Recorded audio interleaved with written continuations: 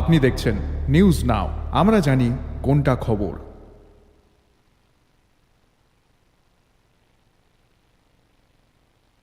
আতঙ্কে অতিষ্ঠিত একবারে অতিষ্ঠ রাজধানীবাসী।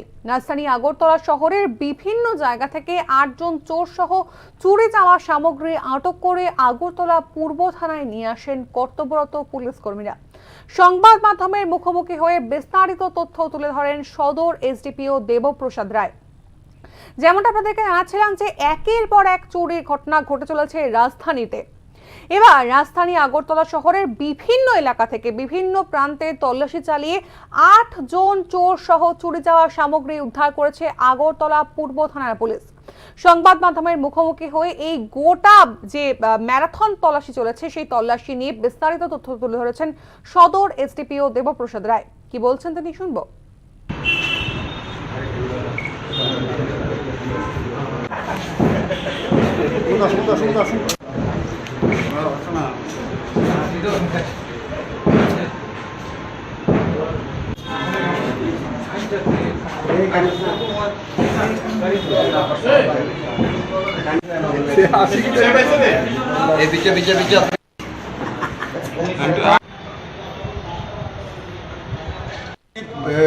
চুরির ঘটনা গত 6 তারিখে জ্যাকসন গেটের যে ওয়ার্ড অফিস আছে, ওয়ার্ড অফিস থেকে চুরি হয়। সেখান থেকে মোটর থেকে শুরু করে সব কিছু চোররা, আপনারা যেগুলি দেখলেন, চোরেরা নিয়ে চলে আসে।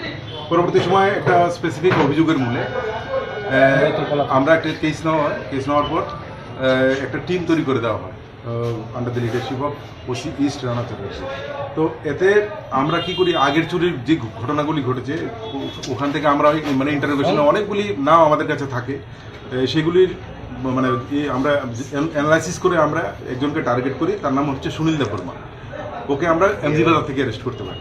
এমজি বাজার থেকে অ্যারেস্ট করার পর ওকে জিজ্ঞাসাবাদ করে আমরা এই চুরির মালের সমস্ত কিছু হদিশ পাই এবং ওর থেকেই মোটামুটি এই জেনারেটর, মোটর যা আছে এগুলি সব উদ্ধার হয়।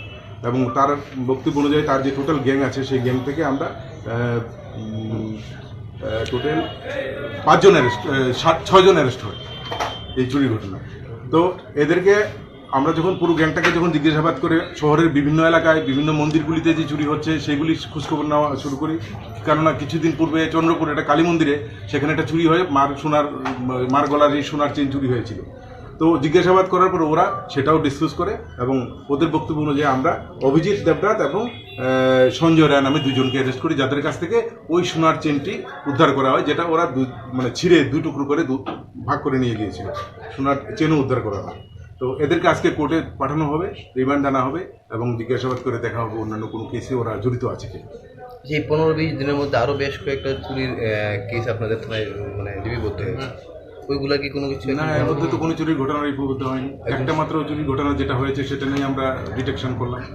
এর আগে যেগুলি হয়েছে তার অলমোস্ট 90% কেস আমরা ডিটেকশন আছে, রিকভারি আছে। এই মাসে 5 তারিখে চুরি হয়েছিল, এই মাসে 6 তারিখে। আচ্ছা স্যার, দেখা যাচ্ছে যে রাজ্যে সংবাদজগত নিরাপত্তা নয়, রাত্রেবেলা ঘুরতে পুলিশের টহলদার নিয়ে একটা প্রশ্ন উঠছে সব জায়গায়, ঠিক আছে, যে রাত্রেবেলা পুলিশের টহলদারের একটু কম দেখা যাচ্ছে। এখন তার মধ্যে আবার পূজা, কি বলবেন এই বিষয় নিয়ে? দেখুন, অ্যাকচুয়ালি যতগুলি ঘটনা ঘটছে সেগুলি ঘটনার সাথে সাথে প্রম্পট অ্যাকশন হচ্ছে, এটা আপনারা অস্বীকার করতে পারবেন না। উইদিন 24 আওয়ার্স আমরা কিন্তু সব কেসের আসামি ধরা হয় এবং প্রম্পট অ্যাকশনের কারণে ঘটনা অনেক কমে গেছে। এই ধরনের কোনো ঘটনা ঘটছে না। যেগুলি ঘটছে যেগুলি ঘটে যাচ্ছে সেগুলি ক্ষেত্রেও আমরা কিন্তু খুব দৃঢ়তার সাথে খুব দ্রুতভাবে আমরা কিন্তু আসামিদের ধরছি। চুরির থেকেও একটা ঘটনা হচ্ছে কি, বাইক বাহিনী যে রাত্রে বের হচ্ছে খুব স্পিডে এবং সাউন্ডগুলো বাইক নিয়ে। দেখুন, আমরা টহলদারের ভিতরে তাদের নেশা অনেকগুলো দেখা যাচ্ছে যে তার নেশা করে বেরোচ্ছে। আমরা কালকে রাত্রেও আমরা কিন্তু নাকা সিস্টেম শুরু করেছি, যেটা উদ্দেশ্য স্পেশালি দুর্গাপূজাকে সামনে রেখে। কালকেও আমরা অনেক বাইক এবং গাড়ি সিজ করেছি, কিন্তু যারা মদ খেয়ে গাড়ি চালাচ্ছে বা বাইক চালাচ্ছে, এবং কালকেও আমরা কিন্তু বাইকও সিজ করেছি, ওদেরকে অ্যারেস্টও করেছি এবং এই ধারাবাহিকতা কিন্তু চলতে থাকবে, প্রত্যেক দিনই সেটা চলবে। যারা এরকম কাজ করছে তাদের বিরুদ্ধে কি কি ব্যবস্থা নেওয়া হবে আগামী সামনে দিন? Strong action. কোন জায়গায় নাকা